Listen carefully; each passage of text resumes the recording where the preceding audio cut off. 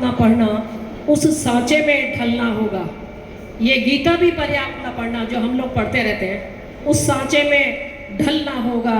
चले राम के पद चिन्हों पर अब इतिहास बदलना होगा। मैं इन्हीं शब्दों के साथ फिर विश्व हिंदू परिषद और ये दुर्गा वाहिनी मातृशक्ति के साथ अखिल विश्व गायत्री परिवार की मातृशक्ति और रतनगढ़ की विभूतियाँ, सारी की सारी देव शक्तियाँ हैं, उन सभी को फिर अखिल विश्व गायत्री परिवार की तरफ से बहुत बहुत मंगल कामनाएं और शुभकामनाएं प्रेषित करती हूँ। इसमें भाव से काम हो रहा है, दिमाग वाला काम तो पुरुषों के पास था, लेकिन जब आपने सबसे पहले भी एक नृत्य नाटिका थी, बहुत सुंदर थी, आपको मालूम है कि आप कौन सा पाठ था, वो कौन सा पाठ था बताइए, कौन सा पाठ था? दुर्गा सप्तशती का कवच चल रहा था, रोंगटे खड़े होने वाला।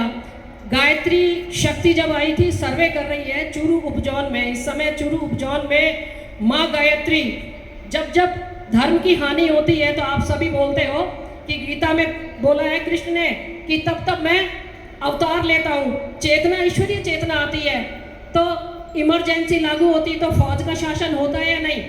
जब सरकार फेल हो जाती है तो शासन राष्ट्रपति होता है। इस समय धर्म का शासन डगमगा गया है, कुछ गड़बड़ हो गई है, तो इसको ठीक करने के लिए इसकी सबसे बड़ी पावर, सुपर पावर गायत्री अपनी विभूतियों के साथ, शक्तियों के साथ उतर चुकी है और सारी शक्तियां अपने हैंड ओवर कर रखी हैं। और उसी शाखा से एक आवाज हिमालय से आई थी, आप सुनना, ये दिल का विषय है, दिमाग का विषय नहीं। दिमाग तो घर पे रखा हुआ है। जिस दिन राजस्थान पुलिस सर्विस की मैंने सिलेक्शन हुआ मेरा, उस समय एक राष्ट्र जागरण की एक साहित्य मेरे को मिला, किसका? अखिल विश्व गायत्री परिवार का।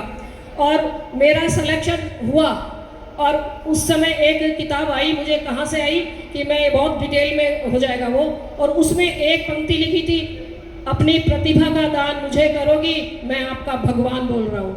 तो प्रतिभा का दान, बड़ी मुश्किल से ये प्रतिभा पाई और दान करना है तो रात भर नींद नहीं आई, लेकिन अंतोगत हुआ है कि वो राष्ट्र चरणों में वो हैट रखी, वो माँ भारती के चरणों में अपनी हैट रख के एक पीले रंग की 100 रुपए की साड़ी मुझे दी गई और बोला अब राष्ट्र जागरण करना है और मातृशक्ति को जगाना है। ये बहुत कठिन काम था भाई साहब, जब तक आप नहीं घुसने दोगे घरों में तो मातृशक्ति कैसे जगेगी, है ना? इस समय बहुत बड़ी सीता रावणों के लंका में कैद थी, उसको छुड़ा के लाना या उसको आप ये बताना कि हिम्मत मत हारना, राम आने वाला है, हिम्मत मत हारना, राम आने वाला है। सुसाइड हो रहे थे, जलाई जा रही थी, बलात्कार के पीड़ित, तो लेकिन मैं छोटा सा ही बोलूँगी इस समय, आज थोड़ा सा लिमिट में। 1942 का एक नारा बताओ मुझे कोई, 1942 का वो नारा। वेरी गुड, किसने बोला? गुड्डी जी, तालियां बजाओ जी के लिए। अंग्रेजों भारत छोड़ो, अब क्या नारा लगाएंगे? कुरीतियां भारत छोड़ो, रूढ़ियां भारत छोड़ो, भ्रष्टाचार भारत छोड़ो, दुराचार और बलात्कारियों भारत छोड़ो। तो इन्हीं शब्दों के साथ कि आप इस गंभीरता को समझोगे, मातृशक्ति को अगर मंच मिला है, ऐसी साधवियां जब आई है, मीरा भी बहुत बदनाम हुई थी, मुझे पता नहीं, मैंने दीदी से इतना ही पूछा था, तो संघर्ष था इन भाइयों के। जो भी इस पे चलता है, लीडरशिप करता है, तो बिना संघर्ष के आज़ादी नहीं मिलती। कोई भी मंच मिला है ना तो बड़ा संघर्ष रहा है। तो आप सभी से निवेदन है, ये शुरुआत है रतनगढ़ के भाइयों की, देवत्व की।